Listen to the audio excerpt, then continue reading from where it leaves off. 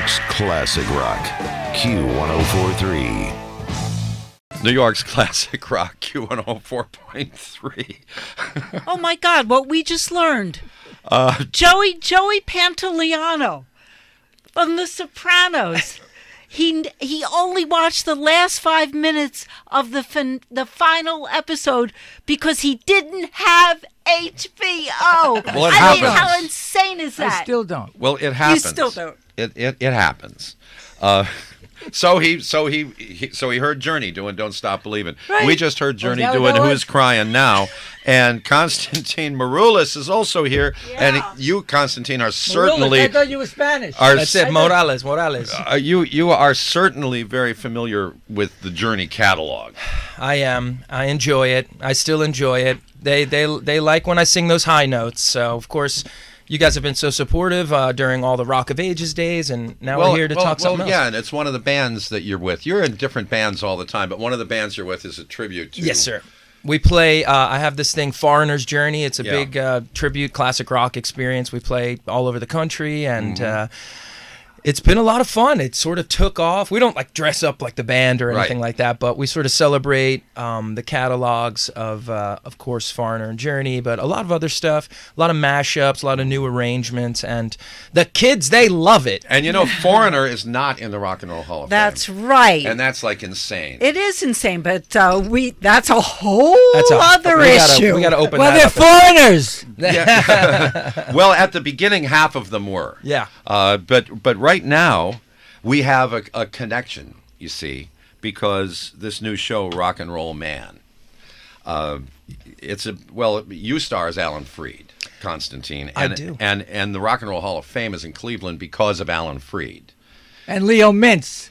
And, well, no, that's not why the Rock and Roll Hall Leo of Fame. Mintz started the rock and roll. He raised the money to begin it. Right, but it was because of Alan Freed being in Cleveland on the radio. And Leo Mintz.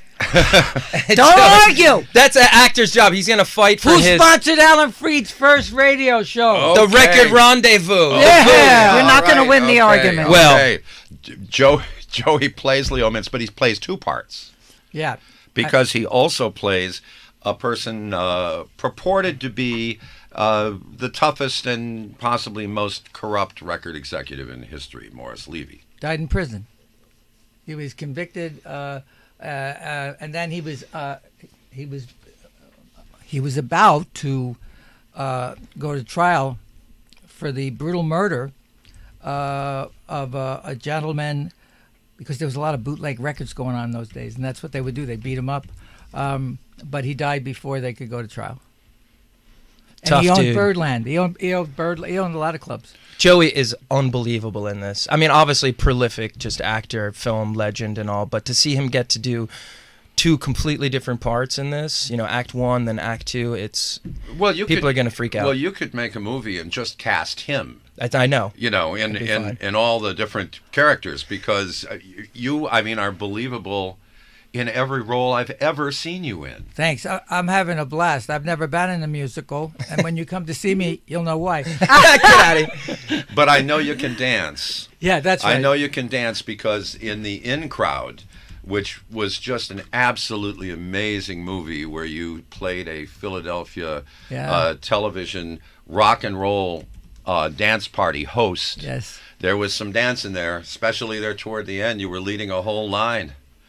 Yeah, Constantine and I were talking about how I've over my career, I keep winding up in these rock and roll movies.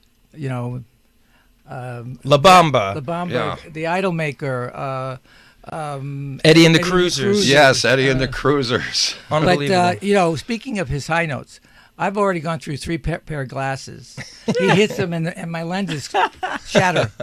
I get a few moments in the show, but we're so happy to bring this story. It's an important story, about the birth of rock and roll, about the genre that we all love. And, I know folks got to really dig Rock of Ages, celebrating a fun era in the 80s. This is really sort of an origin story, and Alan Freed's such a disruptor, during segregation in our country. It's really not very long ago. My mother used to go to see shows at the Brooklyn Paramount to see Alan Freed's rock shows. And we get to celebrate the great artistry of Little Richard, Chuck Berry, Laverne Baker, that era, and a guy who really laid it all on the line. A flawed man, no doubt, and that's what I think makes our story pretty interesting. And basically drank himself to death by 43 years old. So. Well, the way that he was treated by the industry he helped create, I think, contributed greatly to that. The alcoholism that then caused his early demise. For sure, it's a sad story, but he also left. The idea of the right, J. Edgar Hoover, coming off of McCarthyism and persecution, the fact that he was Jewish, Fried was Jewish, and the fact that he was introducing black kids to white kids, and black music to white artists, and they went out to destroy him.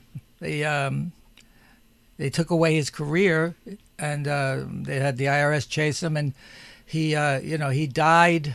And this play, he is in a fevered, nightmarish dream. It's the last when you see Constantine and you're introduced to him as Alan Freed. It's the last moments of his life, and so the entire play takes place in Freed's fevered mind, reliving the last moments of his life, his whole life flashing before him. For sure. And Shelley, you can see how I was like trying to position things, getting into my little discussion with Joey here. I'm like trying to build up the DJ. He's talking about the management. I'm trying to talk up the DJ. I apologize. And no, that's okay. Speaking of Alan Freed, of course, he was extraordinarily popular on 1010 Wins.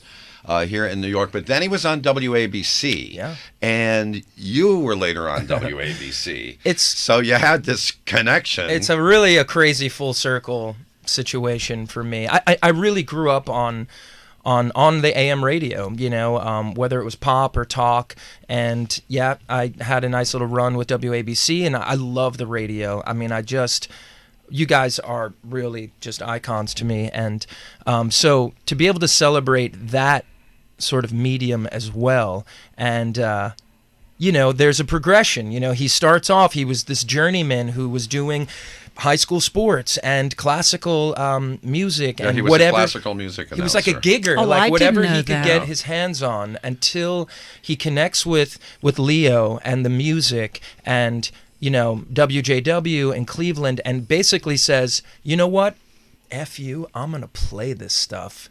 And then it just gets so big that they have to let him do what he does. Yeah, and then he has the big concerts, for sure. The Moondog Coronation Ball. Right. I mean, they just incredible. No one stuff. ever thought to do that, to package these great artists and put them on the road. So there are a lot of sort of catalog shows and jukebox shows on Broadway. This is a different one, because we have the great songs from the era, for sure, but we also have these original songs that are woven in that really tie the story together. So it's not like a cookie cutter jukebox or bio musical. It's different, and we're really excited to bring it to New York. And historic. I mean, Sure. most people don't know the history. Like Joey, what you just mentioned about the FBI and the IRS, I didn't know that. Yeah. He's sort of a forgotten name. Like you hear more like, Dick Clark later on, and then of course the Right. big talk show hosts and stuff. Well, they weren't flawed. Yeah, but- well, at least we didn't know their flaws, Yeah, right? but Shelley knows I've always stood up for Alan Freed. Yeah, Always. yeah. Well, because, we love that. Because he's the father For sure. of all rock and roll radio people. Right. It's 8:17. We'll be right back here at Q104.3. Okay, we have Joey Pants. How long have you been Joey Pants? I mean, since you were a kid? Since I was crawling, because the old Italian guys, first generation guys, they would see me, and Pantoliano in Italian, pantaloni is pants, right? So they would go, hey, pantaloni, pantaloni, and then kids my age, they didn't speak Italian because we were told not to embrace our heritage, and so they would call me Pants, and that's how it happened, because people couldn't say my name. Jim, couldn't as Jim kept saying yesterday. Was he How do practicing? you say his name again? Yeah. I know Because- because it's not. It doesn't roll off the tongue. And No. I'm always very, very concerned that I pronounce everybody's Exactly. name exactly right. or else it'll ruin his day, You if should- not his week. I mean, you should see what I go through if I'm, like emceeing a charity dinner and I have a whole list of Right. tons of people. Of hockey players and stuff on there. But, like, judges in Brooklyn and stuff like that. I Hey, mean, when you I gotta- when I did Frank and Johnny at the Belasco, they had the light the marquee that was all lights, and so up there they had Joe Pantoliano, but on the boards they couldn't fit my whole name, so they put Joey Pants there. So that's when it really. And stuck. Constantine Maroulis, that's another name that's hard to fit. yeah, it doesn't fit on my license still. Really? No, yeah, it's a Constantine. And no N, no M, no E. So when people look, they're like, Constantini, your name's Constantini, right? But I'm like, no, Constantine, you're one of the few people that you could just be known by your first name. Well, How many Constantines are there, in the business? I had to take a few Right? beatings until that worked out wasn't for me. Constantine king of Greece? Yes. Yes, there was a famous Constantine. In the business, I said. right. In the When business. we moved from Brooklyn to New Jersey to like a super kind of vanilla suburb, it was Dean. They couldn't handle Constantine. Dean. Konstantinos is really my name. So Dean. Everyone from back like in North Jersey calls Nobody me called Dean. you Connie? That came later. My mother was Connie because she's Constance, Constantina. So Connie was like really her nickname. So she really commandeered that. And she's mad when people call me Connie. Okay, we So- got to do the shameless plugs that's for your all right. show going on here. But first, Joey, you are a person who is able to perform in front of a film camera and television and the stage, but they're so different from one another. You're going to be on the stage in a performance that is completely linear, that's done from beginning to end, where you don't do anything over, where nobody edits anything. It's just all there. And that's so different from film production. Yeah, I liken it to the difference between tennis and racquetball and pickleball. The moves are the same. It's just different parameters. But also, theater is the actor's medium. Like, because the editor can't step in and the director can't step in. When the curtain goes up, it's like it's our medium. Right. Nobody says cut. It's No. live. Yeah. That's why we love radio. It's live. Yeah, and you get a chance to do it again later. The nice thing about film is that there's more quality control between action and cut. Your whole world is between action and cut. And you do it, and the director moves on, and you do it in all these angles, and then the editor makes you look wonderful. And on the stage, you have to do that all by yourself. All by yourself. And I asked Constantine. I said, I'm good for like 2 or 3 good performances a week out of 8. I mean, how the hell of a why should they demand that I have to be good 8 times a week? Well, because it's 8 times a week But for he a said show. something that really stuck with me. He said, Joey, whoever in that building, it's always Saturday night, and it's your obligation to do it good and give it your all 8 times a week. I understand there's also So come anytime, folks. We're over at the New World 8 times a week. and I've been hearing about the actor who portrays Little Richard. Yeah. Roderick, he's yeah. unbelievable. It's Extraordinary. a completely different take on that character. I don't want to spoil too much of the plot point with it, but he ends up sort of, they were close, Alan Freed and Little Richard, very close to the very end. And I think that Richard will always remember what Alan did for him. He really invented rock and roll, Little Richard, but Alan, broke the mold, it coined the phrase, elevated him, and I think their friendship, and we really highlight that dynamic in the show. But yeah, there's that great Little Richard song where he proclaims himself to be the king of rock and roll. there's- That Elvis had the title Yeah. but it was not legit. And it damn sure wasn't Elvis. Right. Yeah, Yes. so we got some really fun moments in it, but it's rooted in this honesty. There is some absurdity to it, but there's this great honest story about a guy who was just trying to, who believed in what he was doing, who was trying to hold on to his family, who was battling, alcoholism.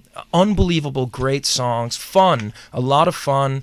A really sexy new cast as well. Like, you'll probably get to recognize, Joey and I up there, but a lot of new faces, which is awesome, and there's a lot of great choices out there, but we feel like we have something really special here, and we definitely hope to see you this summer for sure. Well, it's New World Stages. That's where Rock of Ages originated from. Isn't that crazy? Which is on 50th Street.